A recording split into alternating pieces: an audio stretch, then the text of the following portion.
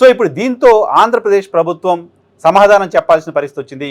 ఈరోజు ఉదయం మాజీ మంత్రి Harish Rao power point presentation ఇచ్చారు. ఆయన చెప్పిన దాని ప్రకారం రాయలసీమ లిఫ్ట్ ఇరిగేషన్ ప్రాజెక్టుకు సంబంధించిన జీవో రావడానికంటే ముందే, ఆంధ్రప్రదేశ్ ప్రభుత్వం దానిపైన జీవో తీసుకురావడానికంటే ముందే రాయలసీమ లిఫ్ట్ పేరుతో ఆంధ్రప్రదేశ్ ప్రభుత్వం పోతిరెడ్డిపాడు ద్వారా నీటిని తీసుకెళ్లే ప్రయత్నం చేస్తోంది. దాన్ని ఆపండి అంటూ కేంద్ర ప్రభుత్వానికి మేము లేఖ రాశాము, ఇది లేఖ చూడండి అంటూ హరీష్ రావు లేఖను బయటపెట్టడం చూసాం. అదే సందర్భంలో ఎన్జీటీలో కూడా రాయలసీమ లిఫ్ట్ పైన కేసులు రావడం, ఆ తర్వాత ఎన్జీటీ కూడా ఆ పనులు ఆపేయండి అని చెప్పడం, ఇవన్నీ కూడా గతంలో చూసాం.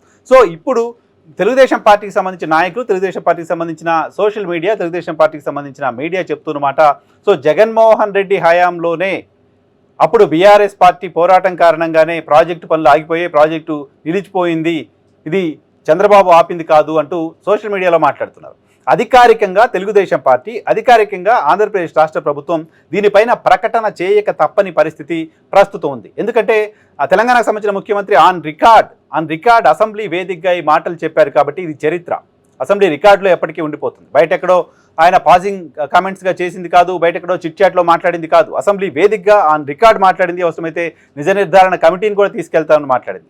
దీనిపైన ఆంధ్రప్రదేశ్ ప్రభుత్వం స్పందించాల్సి ఉంది. ఆంధ్రప్రదేశ్ ప్రభుత్వం ఏమని స్పందిస్తుంది? ఆంధ్రప్రదేశ్ ప్రభుత్వం కనుక ఇప్పుడు మేము రాయలసీమ పనులు ఆపలేదు అని స్పందించే పరిస్థితి ఉంటే అది తెలంగాణలో ముఖ్యమంత్రి రేవంత్ రెడ్డి కౌంటర్ చేసినట్టు అవుతుంది.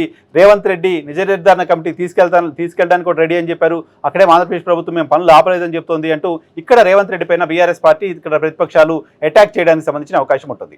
సో అక్కడ ఆంధ్రప్రదేశ్ ప్రభుత్వం స్పందించకుండా అలాగే ఉంటే ఆంధ్రప్రదేశ్ ప్రభుత్వం పైన, ఆంధ్రప్రదేశ్ ప్రజల్లో ప్రధానంగా రాయలసీమ ప్రాంతానికి సంబంధించిన ప్రజల్లో, నాయకుల్లో తీవ్రమైన వ్యతిరేకత వచ్చే ప్రమాదం కనపడుతుంది. ఇప్పటికే నిన్నటి రేవంత్ రెడ్డి స్టేట్మెంట్ తర్వాత చాలా పెద్ద ఎత్తున రాయలసీమ హక్కుల కోసం పోరాడుతున్న వాళ్ళు, రాయలసీమ ప్రాంతానికి సంబంధించిన వైఎస్ఆర్ కాంగ్రెస్ పార్టీకి సంబంధించిన నాయకులు ఆంధ్రప్రదేశ్ ప్రభుత్వం పైన విమర్శలు చేస్తున్నారు. ఆంధ్రప్రదేశ్ ప్రభుత్వం దీనిపైన స్పందించాల్సిన అవసరం ఉంది అంటూ మాట్లాడుతూ వస్తున్నారు. ఆంధ్రప్రదేశ్ ప్రభుత్వం స్పందించకుండా రాయలసీమ ప్రయోజనాలు తెలంగాణకు తాకట్టు పెడితే ఎలా అంటూ మాట్లాడుతూ ఉన్న పరిస్థితి కూడా చూసాం.